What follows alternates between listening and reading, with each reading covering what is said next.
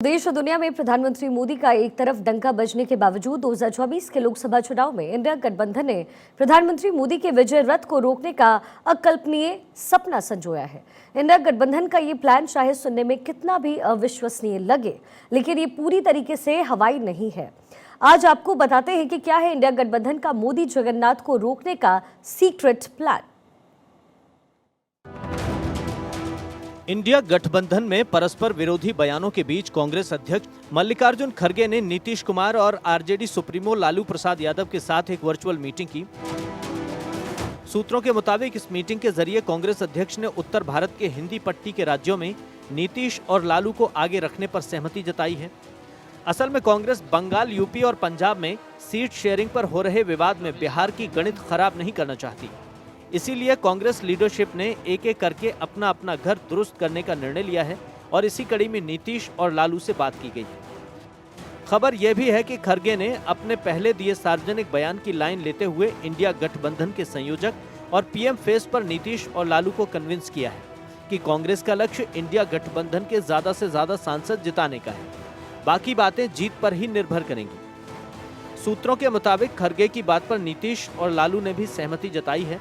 खास बात यह हुई कि इस वर्चुअल मीटिंग में संयोजक का पद कोई मुद्दा नहीं बना। लगता है कि इंडिया गठबंधन के सबसे बड़े घटक कांग्रेस ने अपने स्ट्रॉन्ग और वीक पॉइंट्स का आकलन कर लिया है। इसीलिए कांग्रेस की नेशनल अलायंस कमेटी ने अपना शुरुआती तथ्यात्मक फीडबैक कांग्रेस आला कमान को दे दिया है। सूत्र बताते हैं कि अशोक गहलोत, सलमान खुर्शीद, जयराम रमेश, भूपेश बघेल और मुकुल वासनिक की इस हाई पावर कमेटी ने बिना कोई सार्वजनिक बयान दिए मीडिया से दूरी बनाते हुए इंडिया अलायंस के सभी नेताओं से कम एक बार बात कर ली है। इस कमेटी के फीडबैक के मुताबिक कांग्रेस को पहला फोकस दक्षिण भारत पर ही रखना होगा। मोदी शाह के सामने हर चुनाव में असहाय साबित होने वाली कांग्रेस इस बार कोई कसर नहीं छोड़ना चाहती।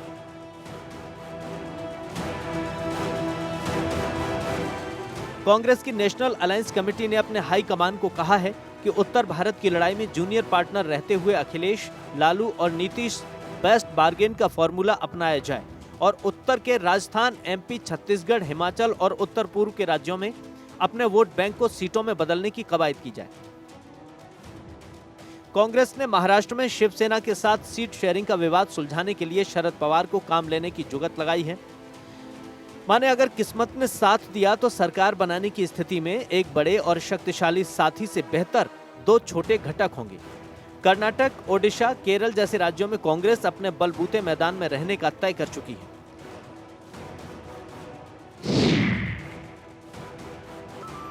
राम मंदिर प्राण प्रतिष्ठा से बनने वाले माहौल और बीजेपी के सहयोगी संगठनों के अक्षत वितरण जैसे अभियानों ने भी कांग्रेस आलाकमान को बेचैन किया हुआ है। लेकिन तय यही किया जा रहा है कि कांग्रेस किसी भी परिस्थिति में हिंदू विरोधी कहलाने के हर वार से बचे।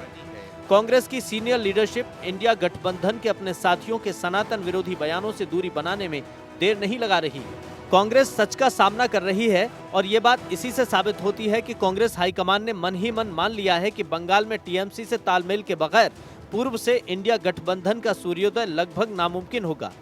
कुल मिलाकर कांग्रेस अपनी कोर स्ट्रेंथ साउथ को ही मान रही है। इसीलिए आंध्र प्रदेश में जगन मोहन रेड्डी की नाराज बहन और पूर्व सीएम स्वर्गीय वाईएसआर रेड्डी की बेटी शर्मिला को कांग्रेस में शामिल करवाने की कवायद जोरों पर है।